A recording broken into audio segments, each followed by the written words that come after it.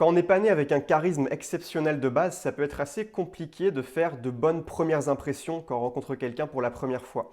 Donc que ce soit en soirée, que ce soit dans ta vie professionnelle, tu es toujours amené à rencontrer de nouvelles personnes. Et le truc, c'est que si tu veux te construire des relations saines, si tu veux réussir à briser la glace dès les premières minutes d'interaction, c'est extrêmement important de prendre en compte les premières impressions que tu vas renvoyer. Dans cette vidéo, je vais te donner 3 conseils pour faire de bonnes premières impressions.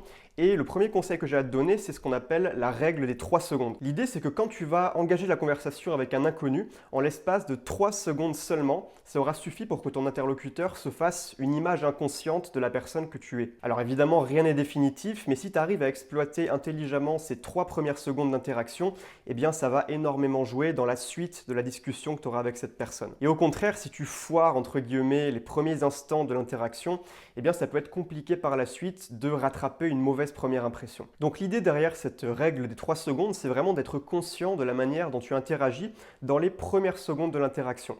Est-ce que tu es plutôt à te tenir droit, à te tenir bien, ou alors est-ce que tu es plutôt en posture tombante comme ça, qui donne l'impression que tu es à moitié déprimé? Est-ce que tu regardes la personne dans les yeux? Est-ce que tu souris ou alors tu tires la tronche? Tu vois, tous ces petits éléments cumulés vont faire une grosse différence. Autre chose qui peut t'aider à ce niveau-là, c'est d'établir un contact physique. Par exemple, de toucher l'épaule de ton interlocuteur. Si tu fais la bise, eh bien prendre la personne par l'épaule. C'est des choses qui peuvent vraiment améliorer l'image que tu vas renvoyer dès les premières secondes de l'interaction.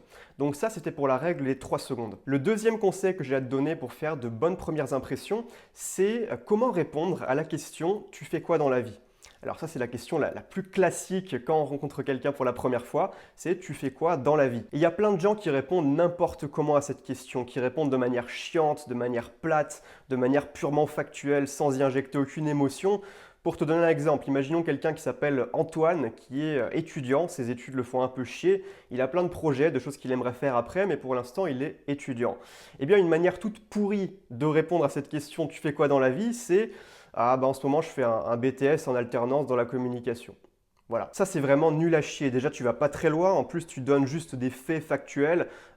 Si la personne ne sait même pas ce que c'est qu'un BTS en alternance, elle va rien comprendre. Dans la communication, c'est extrêmement vague. Enfin, cette réponse ne veut absolument rien dire. Ça dit rien sur la personne que tu as en face de toi. Et voilà, ça donne pas vraiment envie de connaître plus la personne. Parce que tu n'as pas parlé de qui elle est vraiment, de ce qu'elle veut, de quels sont ses projets, quels sont ses objectifs. Donc une manière plus intéressante et plus intelligente de répondre à cette question « Qu'est-ce que tu fais dans la vie ?»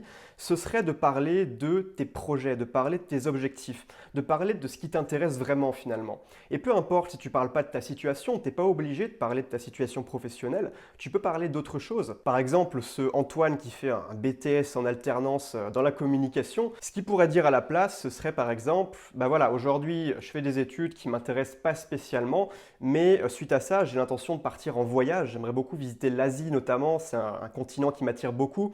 Donc là, je suis en train de préparer ça, je suis en train de voir comment je vais me débrouiller financièrement, peut-être que plus tard, j'aimerais bosser à l'étranger, m'expatrier. Pour le moment, je suis en train de penser à tout ça, de structurer ça dans ma tête, mais c'est vraiment ce que j'aimerais faire en tout cas sur ces prochaines années.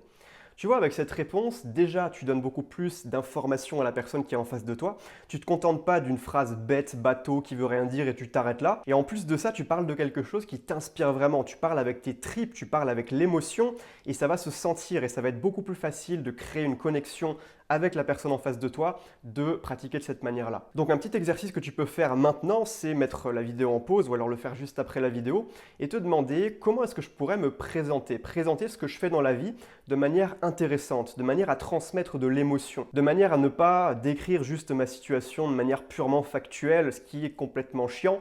Donc réfléchis à cette question, comment est-ce que tu pourrais te présenter de manière intéressante. Et enfin, le troisième conseil que je peux te donner pour faire de bonnes premières impressions, c'est le fait d'arrêter le moi-je. Alors, il y a beaucoup de personnes justement qui n'ont pas forcément beaucoup confiance en elles. Et donc, ce qu'elles font, c'est qu'elles cherchent en permanence, quand elles sont en train de discuter avec quelqu'un, quand elles ont engagé la conversation, elles cherchent en permanence à prouver leur valeur, à montrer qu'elles ont une vie intéressante, montrer qu'elle aussi, elle a fait ça, qu'il lui est arrivé ceci, cela la semaine dernière. Enfin, toujours revenir sur le sujet du moi, sur le sujet du je. Le truc, c'est que c'est extrêmement chiant de parler avec quelqu'un qui n'arrête pas de parler de soi.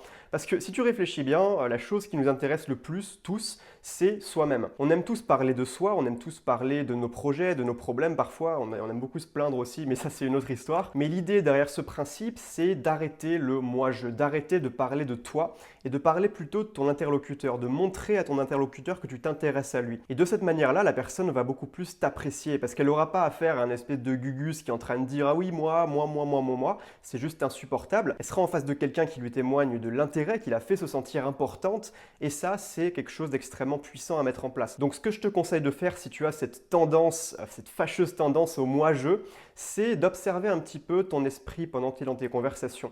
Et si tu te rends compte que tu ramènes trop souvent la conversation au moi. Alors évidemment, tu peux le faire de temps en temps. L'idée, c'est pas de centrer la conversation exclusivement sur ton interlocuteur. Mais si tu te rends compte que tu as tendance à trop le faire, eh bien, arrête-toi là, dis-toi stop mentalement et puis commence à réorienter la conversation en t'intéressant à la personne qui est en face de toi. Ça va vraiment faire une grosse différence dans tes relations et dans les premières impressions que tu vas pouvoir renvoyer aux autres. Donc, premier conseil, la règle des 3 secondes. Deuxième conseil, qu'est-ce que tu fais dans la vie? Trouver une réponse originale et intéressante à cette question. Et enfin, troisièmement, on vient de le voir, ne pas chercher à tout le temps parler de soi, à supprimer cet état d'esprit du moi-je qui est juste insupportable. Donc maintenant, si tu veux aller plus loin, que tu veux développer notamment ton charisme, que tu veux travailler sur ta communication non verbale pour mettre plus d'impact dans ce que tu dis, pour que les autres t'écoutent plus, te respectent plus et t'accordent plus d'intérêt. J'ai préparé une formation qui va te permettre justement de travailler sur tous ces domaines-là. La formation s'appelle Impact Social et je vais te partager de nombreuses techniques qui sont notamment bien connues par les acteurs pour développer ta gestuelle, pour développer ta voix, pour avoir vraiment de l'impact dans ta communication de tous les jours. Il va y avoir un rituel à faire en 30 minutes par jour. Il faut le faire évidemment. Ne rejoins pas cette formation si jamais tu n'es pas prêt à passer à l'action au moins 30 minutes par jour. Mais si ça t'intéresse, je te mets le premier lien dans la description. Il y a encore l'offre de lancement là jusqu'à dimanche soir. Donc profites-en si tu es intéressé, c'est le moment. Et sur ce, je te souhaite de passer une excellente journée et je te dis à très vite dans une prochaine vidéo. Ciao, ciao!